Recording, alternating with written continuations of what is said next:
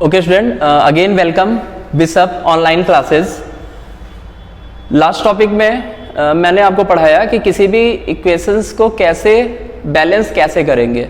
Okay और मैंने ये कहा था कि आपको इस टॉपिक में मैं ये बताऊंगा कि किसी भी केमिकल इक्वेशन, कोई भी केमिकल इक्वेशन हमको कौन कौन से मैसेज कन्वे करती है। ओके तो what is the topic? Topic is information conveyed by any chemical equation. किसी केमिकल इक्वेशन से कौन कौन से मैसेज वी कैन कलेक्ट, हमको कौन कौन सी इंफॉर्मेशन मिलती है। इसके एडवांटेज भी मैं आपसे डिस्कस करूंगा, इसके डिसएडवांटेज भी मैं आपसे डिस्कस करूंगा। Okay, information conveyed by chemical equation. अच्छा, जितने भी स्लाइड्स हैं स्क्रीनशॉट लेते रहिएगा और देखते रहिएगा, क्योंकि this is theoretical portion only. From a balanced information conveyed by chemical equation, from a balanced chemical equation we get the following information। हम कुछ information find out करते हैं, the formula, symbols, name, physical state of reactant और product। क्या क्या करते हैं? Formula क्या होता है, सिंबल्स क्या होता है, और जैसा कि मैंने बताया आपको फिजिकल स्टेट, गैस है तो गैस लिखेंगे, लिक्विड है तो कैसे रिप्रेजेंट करेंगे, in the form of L, small L, solid है in the form of small S. तो ये सारी चीजें हमको मिलती है। अच्छा, the relative number of atoms and molecules of reactant that take part in reaction. Numbers of atoms और मॉलिक्यूल्स कितने टेक पार्ट कर रहे हैं रिएक्टेंट के रिएक्शंस में, और प्रोडक्ट के भी कितने, ये भी हम कन्वे कर सकते हैं, बता सकते हैं। The relative number of atom and molecules of product form in the reaction. दोनों चीजें सेम है, जितने रिएक्टेंट में टेक पार्ट करेंगे एटम एंड मॉलिक्यूल्स उतने प्रोडक्ट में। तो दोनों इंफॉर्मेशन दे रहा है कि रिएक्टेंट में कितने पार्टिकल्स, एटम सॉरी पार्टिकल्स नहीं, एटम्स कितने टेक पार्ट कर रहे हैं, मॉलिक्यूल्स कितने टेक पार्ट कर रहे हैं, और प्रोडक्ट में कितने कर रहे हैं।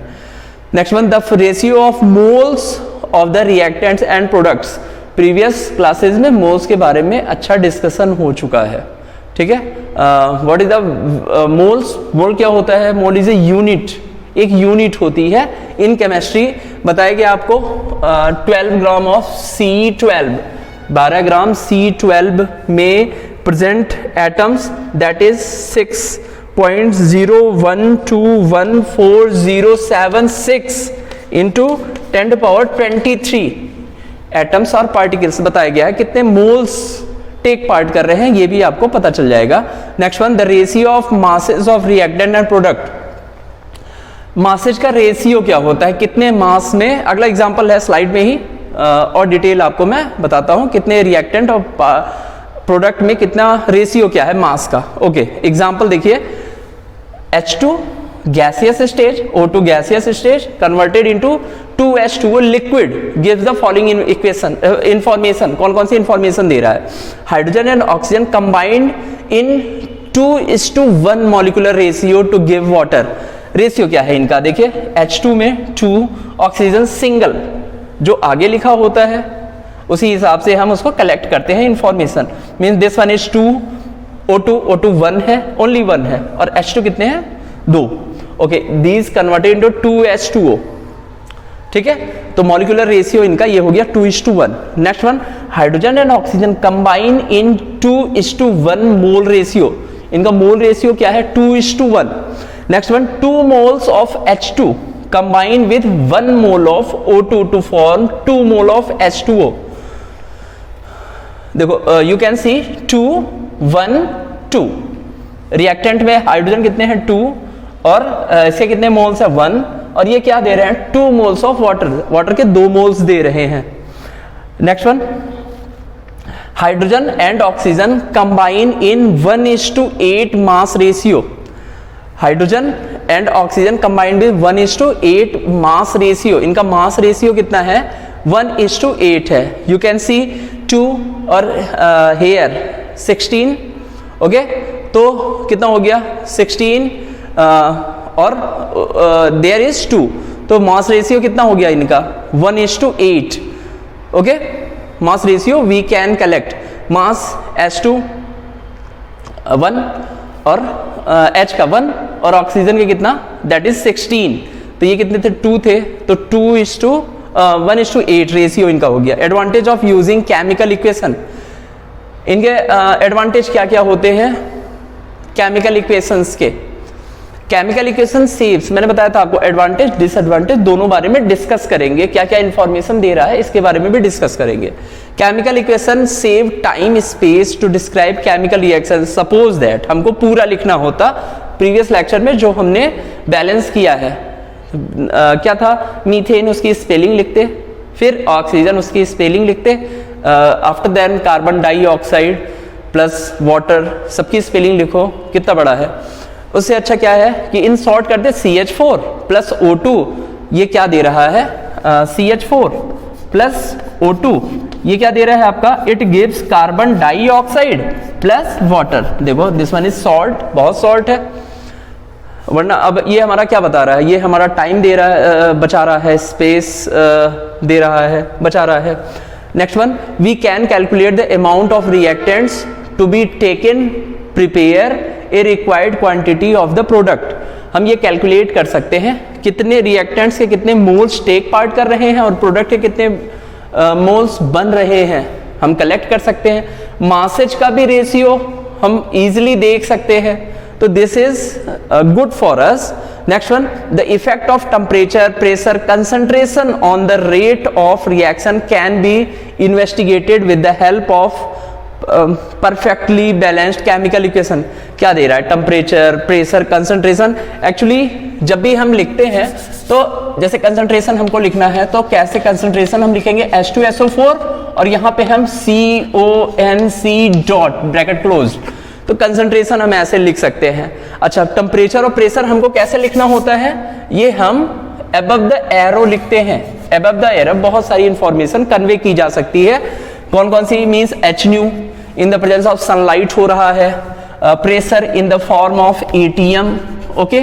Then what is the temperature, we can write the temperature की टेम्परेचर कितना है, जो भी डिग्री सेल्सियस हो, suppose that any reaction take place in 10 degree Celsius, तो ये अबव द एरो लिखी जाती है, means we can write concentration. लेकिन कंसंट्रेशन जैसे H2SO4 है उनके सामने रिएक्टेंट या प्रोडक्ट के सामने लिखेंगे। अच्छा, और ये HNu in the form of sunlight, in the presence of sunlight. Pressure क्या है, टेम्परेचर क्या है, अबव द एरो जो हम लिखते हैं, like that this one is arrow, arrow के ऊपर हम लिखते हैं क्या टेम्परेचर क्या प्रेशर है। Next one, chemical equation are understood by scientist all over the world irrespective of the language they speak. For example, the chemical equation N2 plus 3H2 2NH3 can be understood by a chemist as nitrogen and hydrogen combined in 1:3 mole ratio to give 2 mole of ratio of ammonia.